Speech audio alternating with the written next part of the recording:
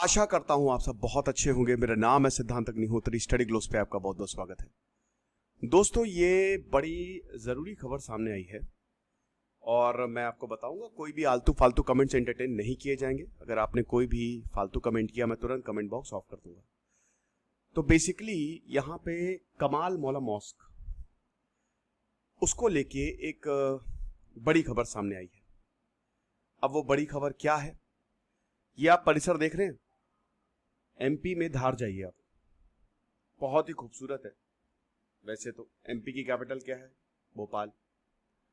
और भोपाल से धार का डिस्टेंस लगभग 250 किलोमीटर का है। 5 घंटे की जर्नी है, ट्रेन भी जाती है। धार राजा भोज का कैपिटल था। फोर्ट्स यहाँ पे आपको खूबसूरत मिलेंगे, मंदिर बहुत अच्छे मिलेंगे। राजा भोज भारत के one of the finest kings India ever had. Malwa region के राजा, परमार वंश के राजा, जिन्होंने कमाल कर दिया। 1010 से लेकर 1064 तक उन्होंने राज किया। और ये जो इनका 50 साल का रूल था, इन्होंने एमपी, आज का जो प्रेजेंट एमपी और राजस्थान के कुछ एरिया, इनफैक्ट चित्तौड़ तक इनकी बाउंड्री जो है वो लगती थी। बहुत ही जबरदस्त। तो धार कैपिटल थी और इस समय धार जो है वो कुछ अलग वजहों से जाना जा रहा है। कौन सी अलग वजह है? यही कमाल मौला मास्क। जब आप यहां पे जाएंगे तो आपको कुछ ऐसा चित्र मिलेगा। तो एक तो आपको ये मिलेगा, ये जो आप देख रहे हैं ना, और साइड में ये जो हरा हरा देख रहे हैं, ये है वहां पे मस्जिद। और कहा जाता है कि ये पूरा मंदिर है। तो जैसा अयोध्या का डिसीजन आया था कि मंदिर था, बाद में तोड़ के मस्जिद बनवा दिया, इसको लेके भी यही विवाद है सेम। तो पहले मैं आपको खबर बता देता हूं। जब आप अंदर जाएंगे तो आपको कुछ ऐसा लिखेगा, ठीक है ना, इस तरीके का कॉम्प्लेक्स आपको दिखेगा। ये यज्ञ भवन है। कहा जाता है कि राजा भोज ने यहाँ पे यज्ञ किया था, मां सरस्वती आई थी। राजा भोज, वैसे आपको बता दूं कि बहुत बड़े पोएट, एक मिलिट्री लीडर के साथ साथ राजा भोज बहुत बड़े स्कॉलर भी थे। लिटरेचर, साइंस, शास्त्र, पॉलिटी, एवरीथिंग।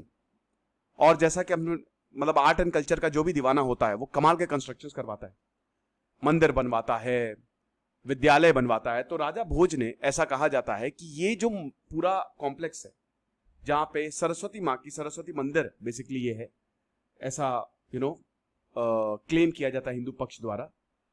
तो कहा जाता है कि राजा भोज ने इसको बनाया था और मां सरस्वती ने दर्शन दिए थे, और उस पे फिर ये पूरा एक लर्निंग सेंटर हुआ करता था, जहां पे 5,500 के करीब विद्यार्थी जो है वो आते थे। यानी कि लगभग 1000 साल पुराना, 1200 साल पुराना ये स्ट्रक्चर है, राइट। मतलब हजार साल पुराना, 1200 साल क्या है। तो ये है। तो अभी क्या हुआ है कि आर्कियोलॉजिकल सर्वे ऑफ इंडिया ने एक रिपोर्ट सबमिट की है। 2000 पेज की ये साइंटिफिक रिपोर्ट है, राइट। और इस रिपोर्ट में क्या है?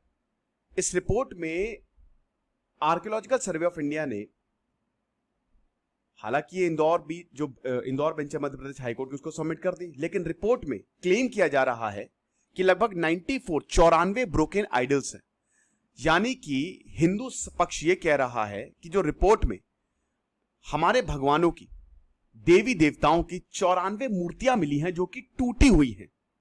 ठीक है, एक काम करता हूं, मैं शुरुआत से शुरू करता हूं, तब आपको समझ में आ गया। लेकिन उससे पहले आपको बता दूं दोस्तों, जीएस पेपर 1 के लिए सुपर इंपॉर्टेंट है। तो हमारा शानदार आंसर राइटिंग का कोर्स आप जरूर अवेल करें। और लक्ष्य बैच जो हमने चलाया, जिसमें 1 साल की वैलिडिटी, 10,000 का कोर्स है, और आंसर राइटिंग का तो सिर्फ 600 रुपए का है। तो इसमें बहुत जबरदस्त क्वालिटी हम देते हैं। जो फैकल्टीज है वो आपको, डेडिकेटेड फैकल्टीज आपको पढ़ाते हैं, आपके आंसर इवैल्यूएट करती है। एक टेलीग्राम ग्रुप आपको ज्वाइन करवाया जाता है। तो 20 जुलाई से क्लासेस शुरू हो रही है, लाइव क्लासेस होंगी। ओके, तो पहले तो हम एक काम करते हैं, हम देख लेते हैं कि आखिरकार ये पूरा का पूरा मामला क्या है, राइट। देखिए, 22 मार्च को स्टोरी शुरू होती है। 22 मार्च, ठीक है, 22 मार्च, ये आप देख सकते हैं। 22 मार्च को ऑर्डर दिया गया था मध्य प्रदेश कोर्ट द्वारा, ठीक है ना। हाई कोर्ट ने, मध्य प्रदेश के हाई कोर्ट ने यह ऑर्डर दिया था कि आप ये जो पूरा का पूरा कॉम्प्लेक्स है ये सर्वे करें। अब आप कौन? Archaeological survey of India, Bharat का पुरातत्व विभाग, इसका पूरा सर्वे करें। क्यों सर्वे करें?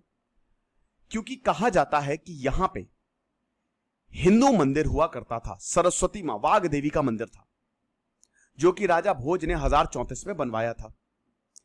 हिंदू पक्ष का क्या कहना है हम आपको बताते हैं, हिंदू और मुस्लिम पक्ष दोनों ही में, ठीक है ना, हम आपको बताते हैं।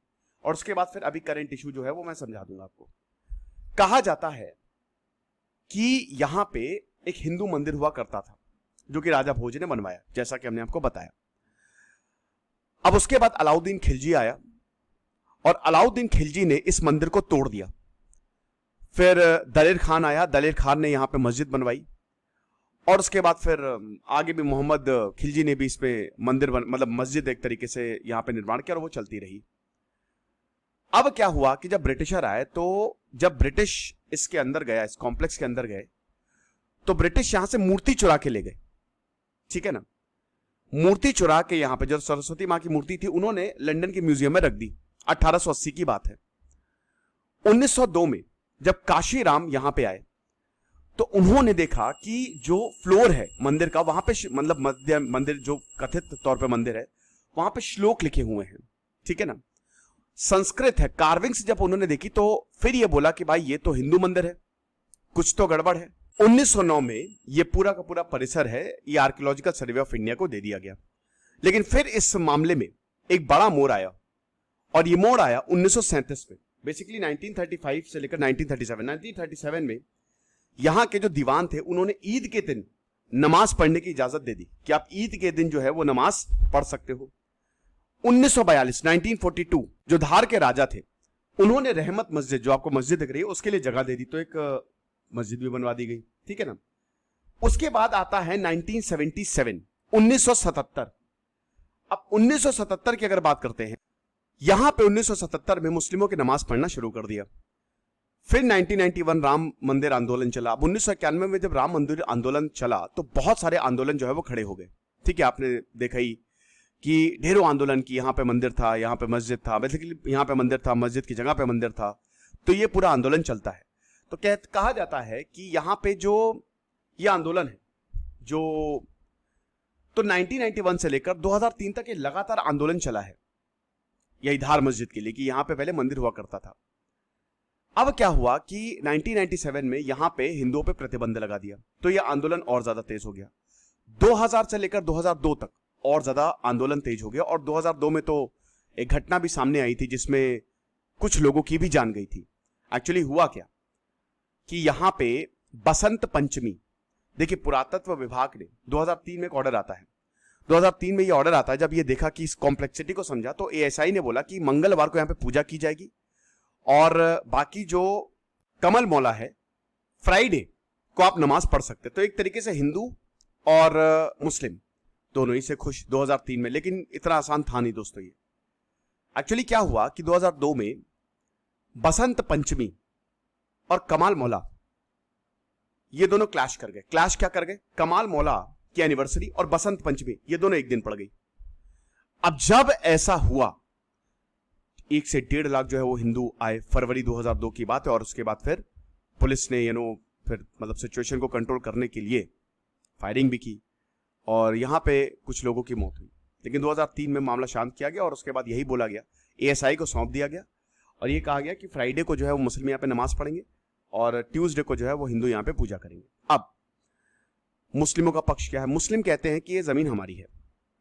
तो कमाल मौला है निजामुद्दीन औलिया, दिल्ली के निजामुद्दीन औलिया, उनके स्टूडेंट थे, उनके शिष्य थे।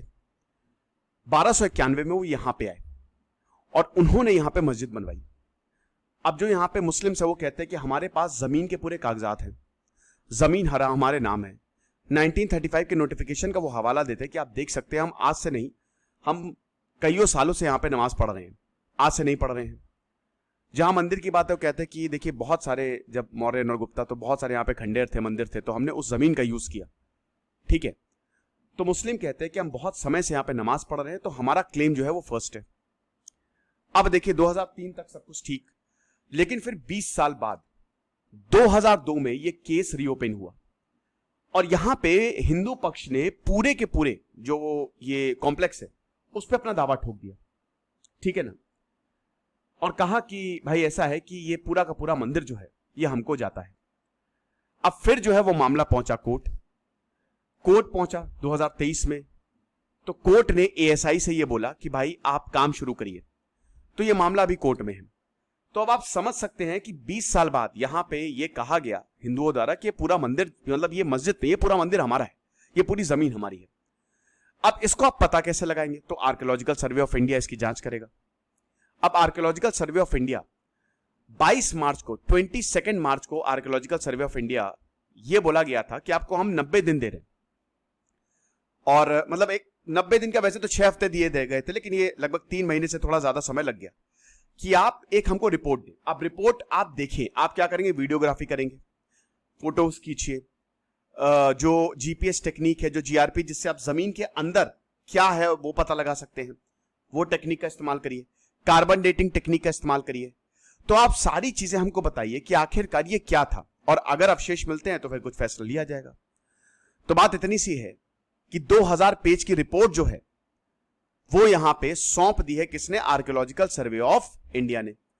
अब यहां पे एडवोकेट हरिशंकर जैन, जो कि हिंदू पक्ष के वकील हैं, उन्होंने कहा कि अब देखिए ये हमारे लिए बहुत खुशी की बात है, क्योंकि जो एएसआई का ऑर्डर है 2003 में, उन्होंने नमाज को अलाउ किया, ठीक है ना, हालांकि वो इलीगल है। तो अभी 94 आइडल्स हमको मिले, 94 मूर्तियां हमको मिली हैं, टूटी हुई मूर्तियां, जो ये बताता है कि यहां पे एक मंदिर हुआ करता था। तो अब हमको पूजा करने की, आप पूजा करने आप हमको दीजिए, राइट। तो ये चीज, अब इन्होंने ये भी बोला कि देखिए जो वर्सेस है खिलजी किंग महमूद शाह के 1455 के, वो भी डिटेल में रिकवर हुए हैं।